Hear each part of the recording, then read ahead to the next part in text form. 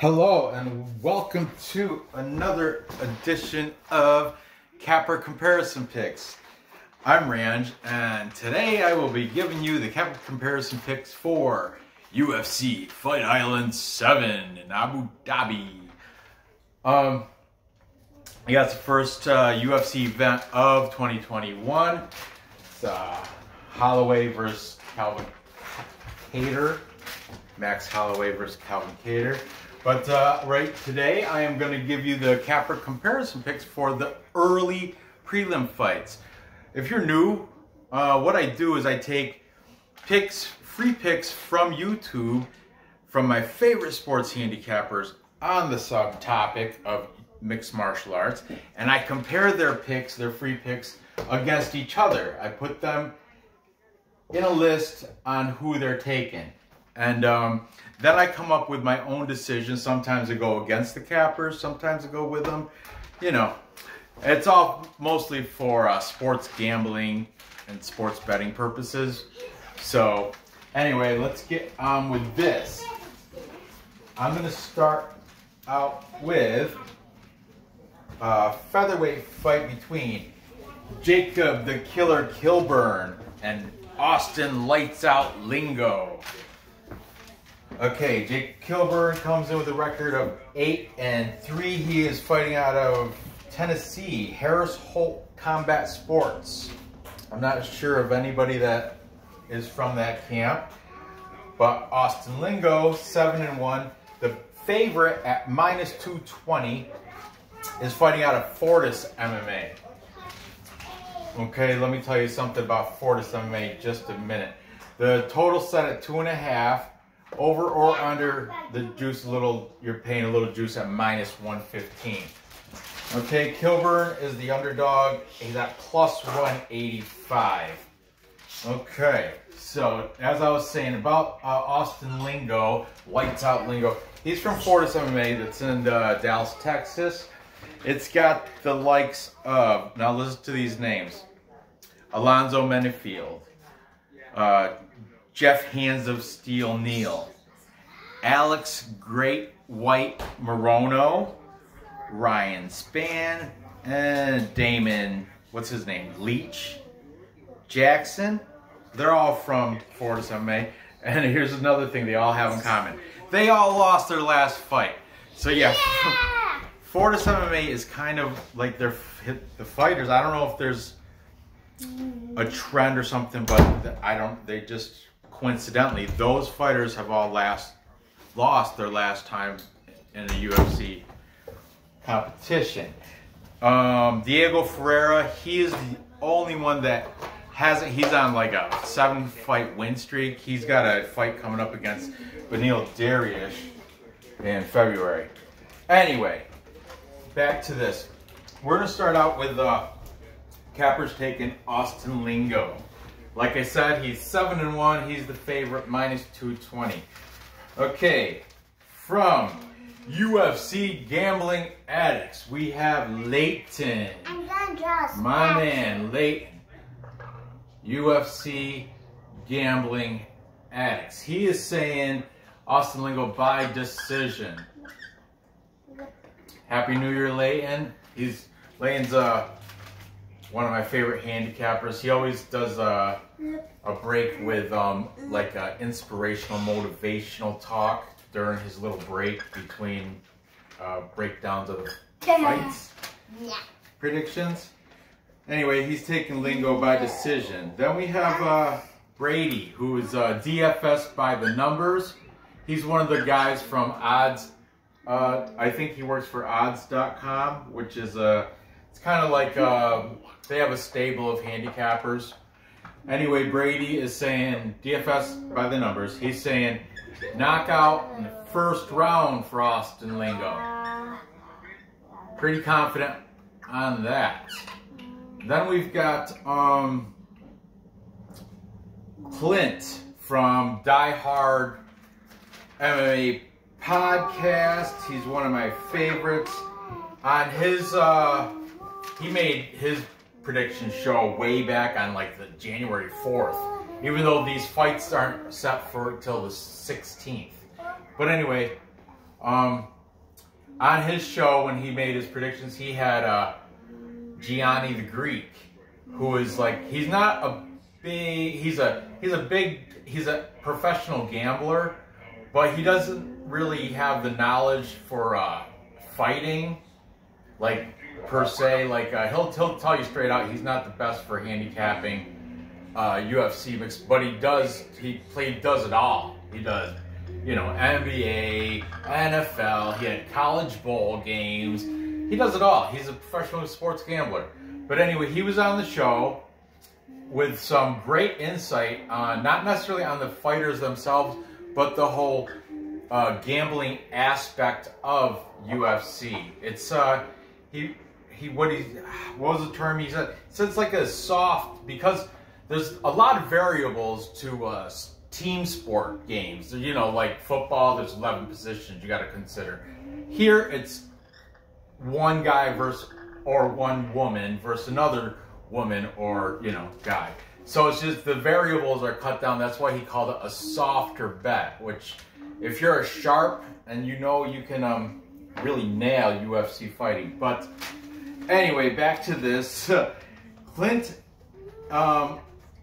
he's taken Austin Lingo, same with Gianni the Greek, and he's also taken the under, because it's at, well, here it's a minus 115, but I think it was when he was talking about it, the line was different. It was like at a plus number maybe. Anyway, he said, just to verify, he's got another show called Total Madness, and I think he does that like maybe tomorrow night, or Thursday or Friday nights he does, well, Friday night he does the after the weigh-in show, I'm sure. But anyway, he's got another show called Total Madness. Be sure to check that out. By the way, all the links to these handicappers will be in my description. Just give me a moment to put them in there. Okay, who else we've got? We got the King of Crackdowns, K of C. He's also saying a first round KO, just like Brady from DFS. First round knockout for Lingo. Then we've got Hype Check. Hype Check, that was Levi. He's taking Lingo, and like Clint, he's also leaning the under the 2.5 rounds there. He doesn't think it's gonna go the distance. Like, these odds are from BetOnline, because the Bovada, who I love to use, Bovada didn't have the total odds out yet. So, but BetOnline had them at minus 115 either way. Okay, now finally, to wrap this up, I've got UFC Celebrities and Classics. That is Vlad. He's the Bulgarian Cowboy. C and C Celebrities, UFC Celebrities and Classics. He's also leaning Austin Lingo on this. So this is a full capper consensus. A full capper consensus is what, Nora? What's a full capper? It's when all the handicappers pick one team or one fighter. Yeah, this is the full capper consensus dance. It's also called the Pearlo dance. Gonna throw in pearls. It was made from Pearl o' Wisdom. Let me see that. No, I need the good one, Nora. I'm doing the video. Anyway, a full capper consensus is when all the cappers take the same side. In this situation, they are taking, you're right, Austin Lingo. Lights out. Austin lights out Lingo. So, my pick here, I'm going with the capper consensus. I mean, that's why I do this show. Yeah, it only makes sense. Nothing against Jacob Kilburn, but I mean, the variables are lining up for Lingo. He's from Florida 7A. It's a better known school. I mean, there's that thing about most of their top fighters have all lost their last. That's just a coincidence, I think. But anyway, yeah, I got Lingo. I guess I'm gonna have to determine how. I will say by decision. So I gotta go in the distance. I think he's gonna get a lot of ground control time. Kilburn, his only path to victory would be to catch him like on a kick or a punch, like a strike, which that's totally doable. That can happen. Jacob Kilburn could sneak out a surprise haymaker or something and catch him, but I foresee it going. Yeah, I think it's gonna go the distance, and I think Lingo's gonna win by points. Yeah. Okay, moving on. Next, we got the female bantamweight fight between Sarah Moras versus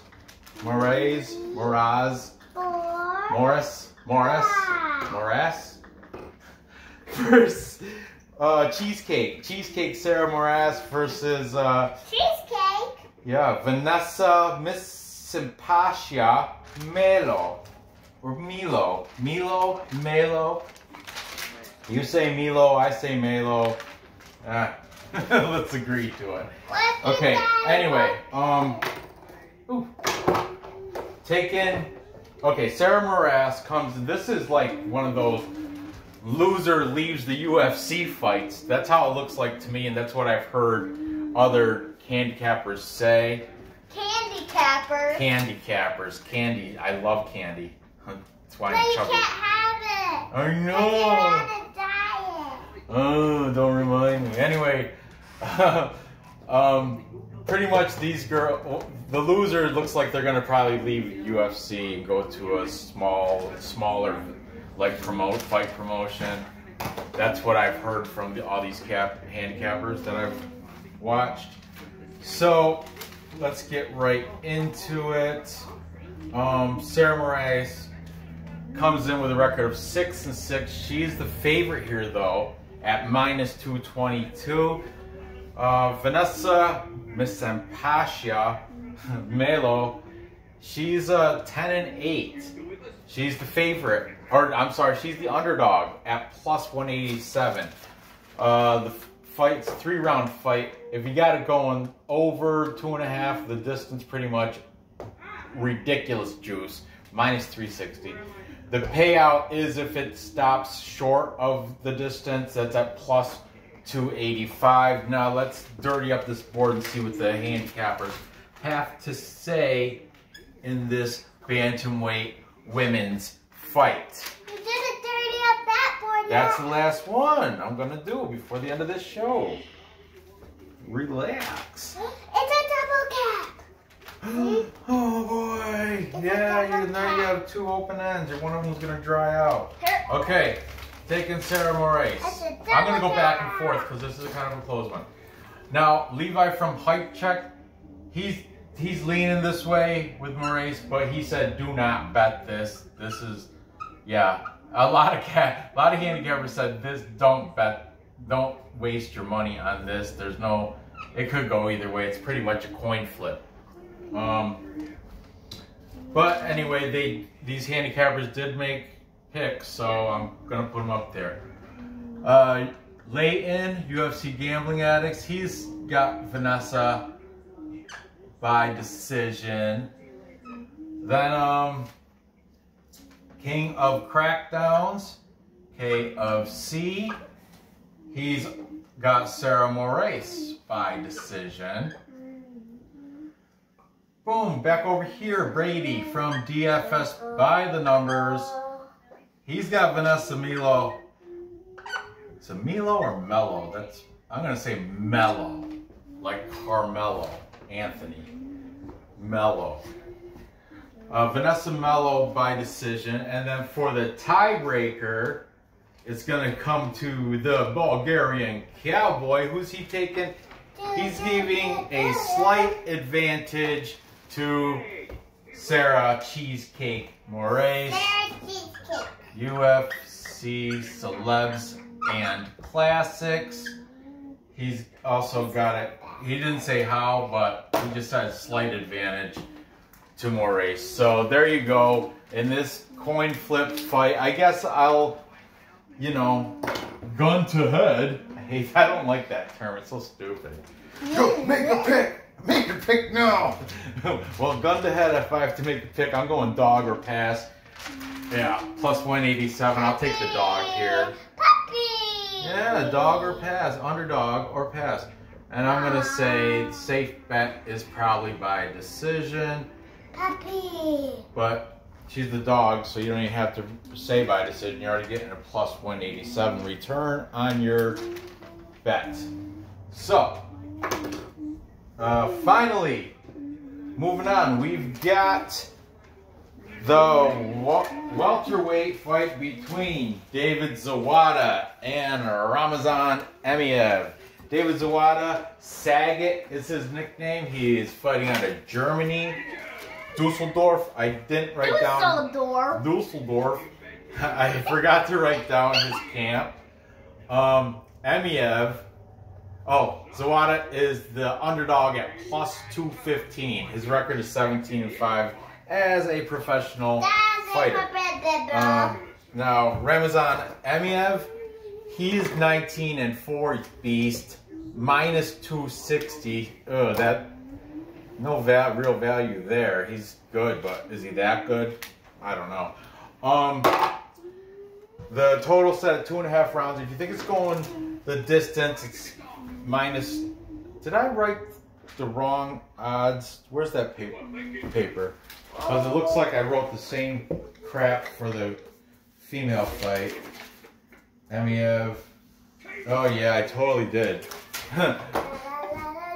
We've got the over for this is minus 205, and the under is plus, where was it? Plus 165 according to Bet Online. Okay, I gotta put the facts up there correctly, right? Okay, so here we go. Zawada, like I said, fighting out of Dusseldorf, Germany. Emeev. My mommy grew up in Germany. I know, but. And you grew up in Korea. No, I grew up in New York, but I was born in Korea. Close enough. Yeah, you moved to here. Emeev. You moved to here when you were 3, right? Yep. Emeev is fighting out of Dagestan, Russia. Goret's fight team. Now listen to this stuff. I was looking at their fight team. You know who's out of there? What's his name? Magomed Ankalaev. That's the one that fought like Ion Kutlaba 2-3 times. Anyway, he fights from that camp. Goretz. Goretz means Highlander in Russian. I translated it. And anyway, everybody on the whole, there's like, I don't know, I didn't count them, but there's like 50 fighters or something. Every single one of them, except for one amateur fighter, name ends with V. And matter of fact, there's two different fighters. One's like, I think they're both amateur. No, one's amateur, record of 0-1, and the other one is, I think he's a pro, but I don't know if he's UFC. I don't believe so. Magomedov. Magomedov. Two different fighters with that name. And get this Emeev, Ramazan Emeev. I know, I bought that just cause that. His nickname is Goretz, which is Highlander or Mountaineer. There's like 2 other people with the same nickname, Goretz. And it's the Goretz Fight School or Fight Club or something. Goretz Fight Team. Anyway, I thought that was pretty cool checking that stuff out, that Dagestani. You know, they're all like, all Muslims over in, thus the names. If you look at the names, there's like Islam and, you know, everybody's ended in with V. I think that's like a Muslim fight school. You know, Just like, yeah, doesn't matter, whatever. Doesn't, your religious beliefs shouldn't affect how you fight, you know? Anyway, back to this David Zawada, 30 years old. I didn't put the ages on anybody else. Emeev, 33. Let's just get going with this and write down what these cappers got to say. Okay, hype check. He's on Emeev. Emeev. Yeah, Emeev. Ramazan. Goretz. Zawada, his nickname is Saget. I think that's the guy from Street Fighter. Which, it doesn't... He wouldn't... I think he would be like M. Bison or maybe something like that. Saget, doesn't he got like a patch? Eye patch, and he's a kickboxer. I can't remember the game that much, but I know he's like a... Saget is a computer. I think he's Street Fighter 2 or something. Anyway, hype check. He's on Emeev. So is King of Crackdowns, KFC. He is saying by decision. Oh, this marker's starting to go. Bye-bye, marker. Bad shot. Bam. Had one in my back pocket. That works good. Look at, oh, look at that. It's like brand new. Oh, yeah, Is it brand new? It is not brand new. Of course it's not. But okay, DFS by the numbers, Brady is also saying by decision. Then we've got Leighton, UFC Gambling Addicts. He's also saying by decision. I'm seeing a little trend here. Decision for Emeev. 1, 2, 3, 4. Okay, Clint came out on his show. He came out right away and said Emeev's gonna win. So did Gianni. But then, so I guess he's leaning Emeev, but he's saying this is a dog or pass fight, meaning the dog Zawada. He doesn't like that value on Emeev, that minus 260, which I think is ridiculous too. Because David Zawada, he's all right. You know, I think his last victory was against one of those Dagestani fighters. So he's got to. I mean, I don't know. But anyway, I'm going to write Clint here because in the beginning of the breakdown, he did say Emeev should win. But he's waiting for the value. And then, after talking with Gianni the Greek, that's when he decided to switch it to dog or pass. So I don't really know what to put there. Okay. However, it would be a full capper consensus. However, my boy, the Bulgarian Cowboy UFC Celebrities and Classics. Vlad is taking Zawada. He says he's not. He says, yeah, Emeev overall is better. Daddy, do you know where the skin colored marker went? I think it's in my top drawer. Top drawer. Anyway, is it in there? He said, oh, he said he's got a feeling Zawada's gonna. He said, overall, Emeev is a better wrestler, better all-around fighter. He does give a little bit of edge to Zawada's striking. I think that's because Zawada, I'd like to mention, does have a 6.5-inch reach advantage.